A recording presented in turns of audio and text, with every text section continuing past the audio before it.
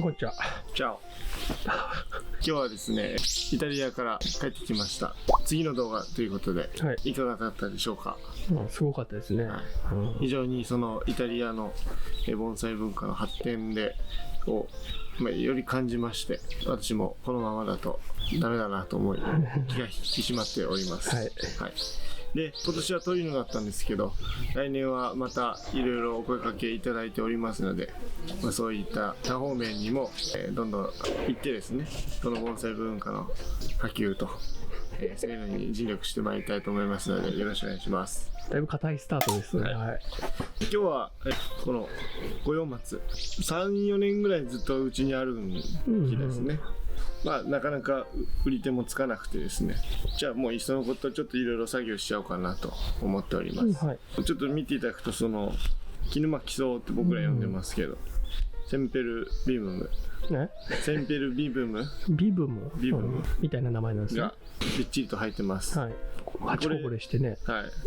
うちの場合1個ポツって置いちゃうんですけど、それがどんどん増えちゃって、こういう状況になっちゃう。3年ぐらいそうなる。そう。肥料のやつ飲み込んでるでしょ。飲み込んでる。ねえ、飲み込んじゃってんだ。これを解釈していきたいと思います。はい。じゃあやっていきます。はい、お願いします。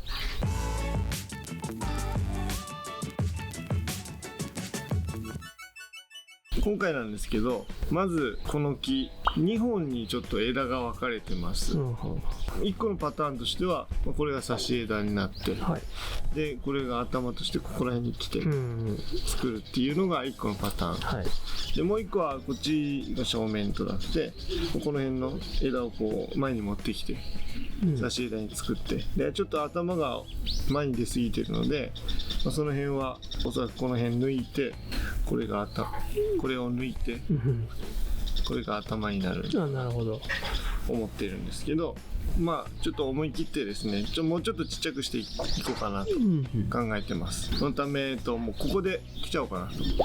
その一つの大きい枝全部切っちゃう。これ全部切っちゃおうかなと思ってます。そうするとここでちょぼっと作ることができるので、なんとなくおしゃれな、動きがあるような流れでさーっと流れているような木にしていこうかなと思います。なるほど。印象としては、例えばここで作ると、がっちりとしたそうですね、ボリュームのある木になると思うんですけど、ここで切っちゃってちっちゃくちょぼっと作ると、少しシャレ気が出るといいますか、また様子が変わってきますので、この流れを生かしたこのさーっと流れたような木にしていきたいなというふうに思います。わかりました。はい。正解はないですよね、こういうのはね。そうですね。好みとかになるのかな、糸とかね。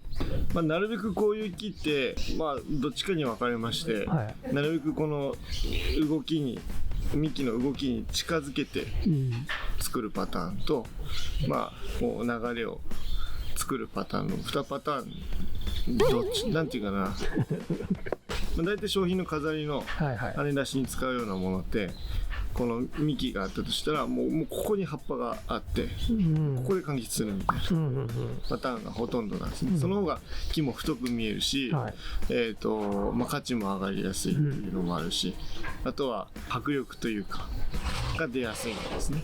でもう一個ちょっと洒落たようなパターンだと、こう動きがあって、この流れの先にポッと頭があるようなものになってます。この素材どっちでも作れるんですけど、変わり映えを期待して、ここで落としてみて、わかりました。作っていこうかなというふうに思います。これね。そうでもう少しこれも持ってきて、で裏も強いから、この辺は切っちゃって、この下で裏枝で作れば、こっちの方がでも高そうに見えるかもね。そう立派。高くは値段はなるから、でも取っちゃうんだ。もう一回もう取っちゃって、シャレたようにできればなと思います。で今この鉢入ってるんですけど、春先に植え替えをした時には、少し丸鉢、ちょっと薄いのに入れてあげようかなと。枝数を減らして鉢もちっちゃくする。今はがっちりとしたその木なんですけど、もう少し柔らかみを持たした、なるほど。ちょっと縁があって丸っぽい足が三つ足とかの3本足の鉢に入れてあげるとよりこの動きが出てくるかなと思うんで、だからそういうこそ迫力のある作り方と洒落た作り方の差って感じですかね。そうですね。まずこの辺を切っていくんですけど、松の枝なので正直言うとちょっと際で切りたくはないというか、少し残した状態で切りたいんですね。なんで少し残した状態で切るかというと、このメインとなるのはこっちの大きい幹なんですよ。太さがね。そうですそうです。でこいつらが元気旺盛で、ここの枝たちっていうのはそのおこぼれをもらいながら生きているわけなんですけど、急にこの全部なくなってしまうので、こっちにもその影響が出てきてしまう。際で切ってしまうとそこから枯れ込みが入ってしまったりとかする関係で、よりこっちにはストレスがかかったりとか、幹の一部が枯れ込んだりとかっていう危険性があるので、ある程度のところで1回バツッと切ったら1年ぐらい置いてきます。そうすると松ヤニがどんどんここに溜まって、徐々に枯れていくんですね。なるほど。生きてるところのギリギリで枯れ込みが収まるので、だいたい1年とか経ってからそこをきれいに切ってあげると非常にきれいになります。でそこで切るときにスパッと切るパターンと、ちょっと爪陣みたいな感じで短めの陣を作るときがあるんですけど、どちらにしろちょっと残して1年ぐらい放置してから作った方がいいと思ってます。天神にする場合はどうするんですか？天神にする場合も正直言うと、理想は松の場合だったら残して後から切った方がいいと思います。だから葉っぱだけ全部芽だけ取っちゃって、で1年後とかに削り出す。僕の感覚ではそうです。なんでかっていうと、どんどん削っていくと、ヤニもどんどん増えてしまいますし、木が結構汚れるんですよ。でそこから吹き出した松ヤニで幹のところにかぶって皮がベトベトになったりとかもあるし、それだけ切った場所が露出するとそれだけヤニが吹くので、木にはとってはストレスなんですよ。そこを乾かないようにって保護しますから、そうすると木にとってはあんまり良くないかなって僕の考えだとそうなので、切り口は一つ、後々削ってあげるがいいと思います。わかりました。じゃあまずバツッとここら辺で。でも結構いくんですね。これでいいと思います。これでできました。すごい。挿し木できればね。本当にいいんですけど。ここには後で、エミにはカットパスタを塗りましょう。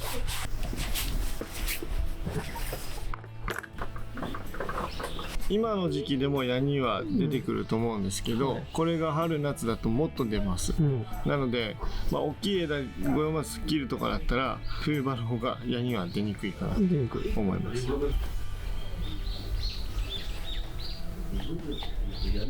やっぱ枯れ込みがしにくくなるとかですか？カットパスタがもうそうだし、普通にヤニがダバダバ出るの、ある程度抑えられます。それでもこの端からどんどん染み出るんですけど、ある程度は抑えられるんで。止血みたいなこと？そこですね。絆創膏。ここが前の年っていうか結構前に切った枝なんですよ。ありますね。なのでこういうところをもしできるんだったらこういうの陣にするならしちゃってもいいと思います。この茶色いところは元水水だった部分ですね。これがスポンジの役割してたので、ここの中が木質です。陣にするんだったらこういうのを出してあげてもいいです。ただそれをすぐやっちゃうとヤニが出ますよっていうことです。でちょうどいい時にあったんですね、それ。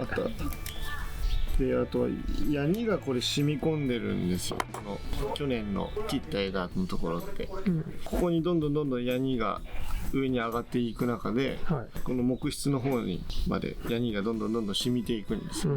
そうすると非常に硬い陣に作れる。ふかふかな木質じゃなくて、やっぱある程度陣とするんだったら硬い方がいいので、ヤニが染み込んだ状態の陣を作るんだったら1年ぐらい置いた方がいいですね。こんな感じかな。ある程度その皮とかは残しといてもいいと思うんです。なんでかっていうと心拍の陣じゃないんで、五葉松だから枯れましたみたいなのを表現するにはある程度ちょっと皮を残したりとか、半分ぐらいちょっと皮残したりとかすると五葉松とか松らしい陣ができます。なんかね、自然の五葉もなんかこういうのいっぱいありますよね。そう、まるっきり削るのはやっぱり僕は心拍かなと思うんです、半分ぐらい半分というか3分の1とか皮が残ってたりとかすると、松の枝なんだなっていうのが分かるので、このヤニが染みた幹の匂いが好きです。なんかね、カクテルでありそうなジンっぽい爽やかからちょっと時間が経ったような芳醇なっていうか、香水でありそうですね。そうっていう作業をやってあげましょう。はい。じゃあ次の作業なんですけど、去年の葉っぱがいろいろついてます、なのでその辺をどんどん取っていきますね。はい。でちょうど素材っていうか犬がここにあるので、ここで説明しながらこれを全部やっていきたいと思います。で分かりやすいので言うと、長い葉っぱと短い葉っぱ、2種類あると思うんですけど、段差があるんですよ。ここに長い葉っぱのゾーン、ここに短い葉っぱのゾーンってあります。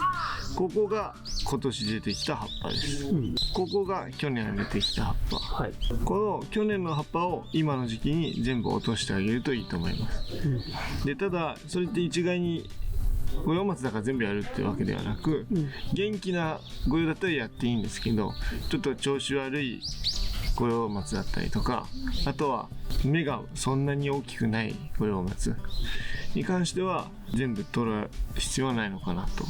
残しといてもいい。はい、でただそれをずっと取っておくとまず見た目が悪いっていうのと、あとはいらない葉っぱがずっとついてると中の光が欲しい目に光が当たらなくなっちゃうんですよね、なのでできればそういうのは取ってあげたいんです、なのでこういう去年の葉っぱは取ってあげましょう。弱ってるやつだと残しておいた方がいい、っていうのは葉っぱが残ってるほど、水を吸い上げる力はあります、でそれを完全に取ってしまったりとかすると、本当の短い葉っぱがちょっとしか残らないというか、そうするとだいぶ木にとってはストレスがかかるのと、吸い上げる力が少ないので、もしかしたらその芽が枯れてしまう可能性があるっていうことですね。例えばここの枝とここの枝で全然芽の大きさが違うじゃないですか、これとこれ、でおそらくこれぐらいだったら生きるとは思うんですけど、生きることは生きると思うんですけど、にしてもやっぱ差が広すぎる、こうなった時におそらくメインはこっちに水をどんどんいってしまうんですよね。葉っぱが多いから吸い上げる量が多いから、でこのおこぼれで生きればいいと思うんですけど、これがあった方がより吸い上げる力はまだ残るかなっていう、こういう風にしてしまうともうこれしか水を吸う力がなくなるんで、これも同じような去年の葉っぱ取ってみるとこんだけの差が出てきてしまうんですよ。そうするとこの枝が枯れてしまう可能性がある、でその可能性を極力少なくするためには葉っぱは残しといた方がいいよねっていう考え方ですね。じゃあさ、あそこのあの状態だったらもう取っていいでしょ。もう触ったら落ちるぐらいの。あれが分かりやすい。これね本当だ、これは取っていいでしょ。もうそうですね、この H さんの某 H さんの、ただこの中にも、まだ残ってる葉っぱってのがあるんですね。例えば、これとこれも同じ年の葉っぱなんですよ、同じ年の葉っぱなんだけど、やっぱり場所によってはやっぱ差は出てくるっていう感じで、こういうのに関しても僕は取っちゃっていいと思います。それぐらいも取っちゃってもいいと思うんですけど、取る時に、結構言われた粘っこいって言われたんですけど、結構取るのに力がいると、そういう時には割と木にとってはストレスがかかってしまうので、そういう時はハサミで切っていく方が木にはストレスかからないよとは言ってます。こんだけ茶色く手でポロポロこうやってやって落ちるぐらいだったら全然手で取って大丈夫です。わかりました。汚れちゃってるけどそういう作業をやっていきたいんですが、さっきちょっとちらっと話したそのハサミで切るのと、はい、手で取るのだと、ハサミで切った方がもちろん木にとってはストレスはかかりません。はい、ハサミで切るパターンだとこういう風に際で取っていきます。はい、そうすると大体これが、2週間とか3週間するとどんどん茶色になってきます。茶色になるとこれ触るとポロポロ取れるようになるので、それが一番木にとってはストレスがかからない古葉の取り方になります。はい、でもう一個は、手で取っちゃうパターンですね。これぐらい強い葉っぱで手で取るとこういう風に結構力がいります。ここの付け根の部分がみずみずしかったらハサミで切る方が僕はいいと思います。はい、でも今見た感じだとそこまでみずみずしさが感じられないというか、本当に役割が終わってきたような印象にあるので、このぐらいだったらもう手で取っちゃって大丈夫かなと思います。結構元気なやつだとまとめて抜くとね、皮ごと剥がれちゃったり、そうここの一部がごっそりいっちゃったりするんで、急いでやりたいのは分かるんだけども、まとめでブチブチブチって掴んでやっちゃうとこの皮が剥がれてしまうので、もう一組ずつ取ってあげるといいと思います。そうすれば問題はないかなと思います。こんな感じに、これがもう少し時期が早かったりとか、はい、強い古っ葉の状態だと、ここがね、この葉っぱのあるところは白くて水水が見えるような感じ、黄緑だったりとか白っぽくて、取ったらすぐヤニが出てくると思うんですよ。それはちょっとやっぱり時期が早すぎるのでハサミで切った方がいいかと思います。このぐらいの状況なので僕はもうこれは手で取っちゃいますね。はい、はい、で古葉っぱを取る時もこう上からこう手をやって取ってしまうと、この新しいせっかく残した今年の葉っぱを折ってしまうことになるんですね。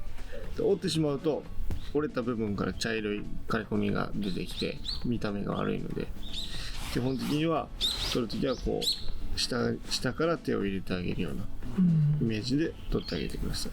取るとこの目を押さえながら取ってあげるといいですね。であとここの部分見ていただくと、ちっちゃい芽が今4つあるんですよ。1個2個3個4個あるんですよ。ちょっと3、4が近すぎたら分かりづらいと思うんですけど、ここはいつも言うように盆栽って二股で作りたいので、この段階で二股にしてあげた方がいいです。芽かきみたいなことですか？そうです。で、まずこのぐらいちっちゃいやつは僕は取っちゃっていいと思ってます。でいつも言うそのカンタの法則って言うんですけど、このいろいろ芽があってなるべく同じ大きさの横の枝を残してあげたいので、一番強い中指、上を向いて中指と下向いてる親指は取っちゃうと。で下向いてる小指、一番ちっちゃいのも取ってあげると、人差し指と薬指だけ残りますよね。同じような太さでこれを残してあげれば綺麗な力の関係の芽がどんどん残っていくっていう意味合いです。同じ強さのできれば横並び。そうでこれで言うと今、強いのが1本中指ありますね。ここにこれそれがそうでここに同じ大きさが2つ残ってます、はい、なのでこの強いのをピッと取ってあげると二股に綺麗に同じ大きさの芽が残りました。強いのを残してこのどっちかを切るパターンもあるんですけど、今回に関してはちっちゃく作りたかったのでこういう形でやってみました。差し枝をもっと強くしたいとかだと強いの残した。そう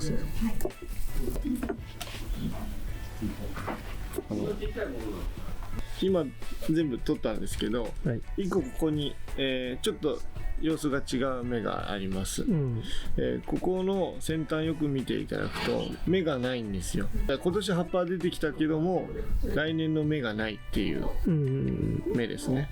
これに関しては取っておいても出る可能性っていうのは非常に少ないです。なので芽のない枝今切るか後で切るかみたいな話なんで、打ち上げ花火みたいに言ってるけどなんで僕はゆくゆくこれ枯れてくるんだったら枯れちゃったっていうショックが嫌なんで、今のうち切っちゃう。ただ、ボリュームが少なかったりとか、展示会の時だと残したりとかするんですけど、僕はもう切っちゃいます。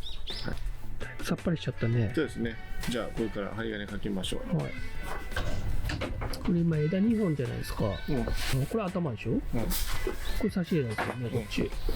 裏枝がないですね。裏枝はもうちょぼっと作る。あ、そっちで作るんだ。それか差し枝のこの辺の。ああ、ゆくゆくはみたいな。そう候補を作っとくんだ。よし。じゃあ針金かけていきます。ここの太い枝とここの差し枝に使うここの部分ですね、が一番操作するので、ここに2本かけていけばいいかなと思ってます。2本かける、2本かけていきます。2本だからこれを1組で2本を1組でかけていきます。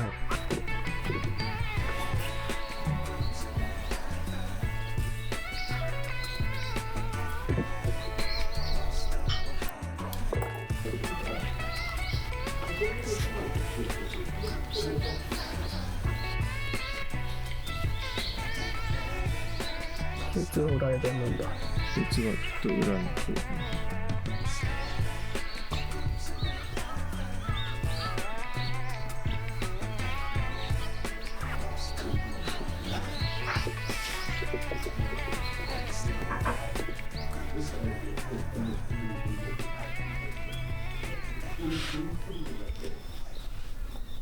大宮盆栽村100周年アンバサダーの高橋ひかるです。11月14日、大宮パレスホテルで記念式典が開催され、私もトークセッションに参加させていただきます。14日から16日には大宮駅構内などでもイベントが行われ、大宮全体が盛り上がります。ぜひお越しください。詳しくは概要欄でチェックしてください。はい、できました。ああ、さっぱりコンパクトになりますね。ちゃんと棚もねできてますね。ちょっと裏枝がないってさっきさんおっしゃってたんですけど、これがゆくゆくの裏になればいいかな。この辺なんですね。それが伸びて裏枝になる、なってくると思うんで。その裏枝どの辺カバーするんですか。いやでもそんなですよ。この辺ですよ。ちょっとあるぐらいでいいと思う。ここで完結してる木なので、ここにある必要はないんですよ、ここがあくまで頭だから、この裏にちょこっとある。ちょっと上から見せてもらっていい。多分そこの上の部分がちょっとボリュームないみたいな。そうですね、今、でもまたどんどん出てくるんで。なるほど。本当2名3名増えればいいのかなぐらい。来年再来年ぐらいでボリュームがついてくればいいんじゃないかなと思います。はい、こんな感じで、できればちょっとね、もうちょい気持ちね、寄せたいんだ。寄せたい。これぐらいか。いや、すごい綺麗に盆栽のイラスト描く時のこのさ、ポンポンポンみたいな、感じだね。わかるかな。家紋とかであるやつ。わかります。僕が作ったロゴもそんな感じで。で、これから鉢がをもうちょっともうちょっと薄くしてあげたいと思います。ちょっとあるかわかんないけど。で、ちょっと合うのが今なかったんですけど、イメージもこういう感じの、これより若干高くて、これよりちょっと薄いみたいな、ちょうどこれぐらいの間の鉢があればいい。なるほど。縁があってで足があって、そういう感じで、こういう感じに入ると非常に雰囲気としてはいいのかなと。なるほど。飾るときは少しこう下がるような樹形になるので、今だとこれすぐ置けるんですけど、多分この次はこういう感じになって、こっちの枝のが下になっちゃうんで、浅くなるとね、鉢がそう置くのはちょっと大変になっちゃいますけど、でもこっちの方が雰囲気は出るかな。優しい木になったから丸鉢とか。そうですね。浅い鉢。優しすぎるわけではないので、そこはあれですけど、ただしっかり縁があって、少し丸みを持った方がこの動きがより見えるかなと。なるほど。ちょっと力強く正方だとなってしまうので、そういう感じではないですよね、どっちかというと。そうですね。こんな感じで春先作っていければなと思いますので、よろしくお願いします。こんな感じになります。こんな感じになります。はい。ということで、今回は五葉松の針金掛けと、あと時期の作業について解説しました。はい。非常にこの後のシーズン、盆栽の針金掛けが楽しい時期になりますので、ぜひこういう形で改作してみてはいかがでしょうか。この動画がいいなと思いましたら、いいねボタンとチャンネル登録をお願いいたします。Please subscribe and thumbs up. Thank you. Bye bye. もう本当に今週末なんですが、明日かも。はい。11月14日にですね、私たちの大宮盆栽村100周年の記念式典が行われます。一部では俳優の高橋ひかるさんにお越しいただいて、僕と大河君とトークセッションをする予定となってます。